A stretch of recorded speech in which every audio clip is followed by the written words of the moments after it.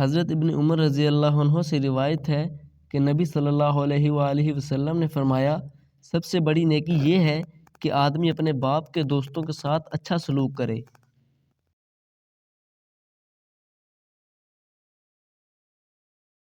رسول اللہ صلی اللہ علیہ وآلہ وسلم نے ارشاد فرمایا، ان قریب دریائے فرات سے سونے کا ایک پہاڑ نکلے گا، پس جو بھی اس وقت موجود ہو وہ اس میں سے کچھ بھی نہ لے۔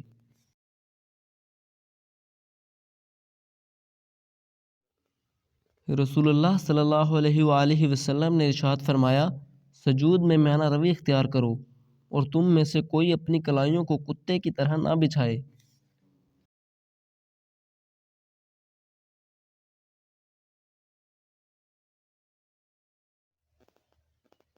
حضرت ابن عمر سے روایت ہے کہ نبی کریم صلی اللہ علیہ وآلہ وسلم اپنی اونٹنی کی آڑ میں نماز ادا کرتے۔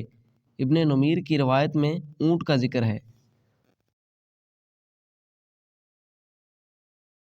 حضرت ابو ہریرہ رضی اللہ عنہ سے روایت ہے کہ رسول اللہ صلی اللہ علیہ وآلہ وسلم نے فرمایا، تم میں سے کوئی ایک کپڑے میں اس طرح نماز ادا نہ کرے کہ اس کے کندھوں پر کچھ نہ ہو۔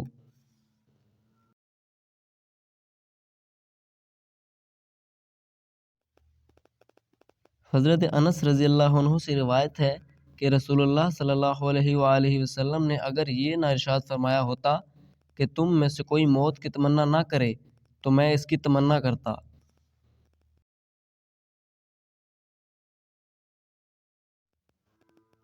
حضرت انس بن مالک رضی اللہ عنہ سے روایت ہے کہ نبی کریم صلی اللہ علیہ وسلم نے کسی چیز سے پناہ مانگی جس میں بخل کا بھی ذکر کیا۔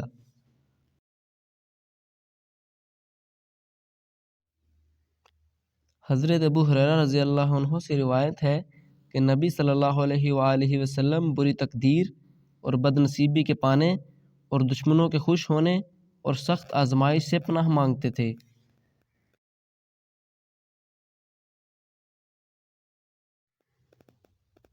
آپ صلی اللہ علیہ وآلہ وسلم نے فرمایا، رشتہ توڑنے والا جنت میں داخل نہیں ہوگا۔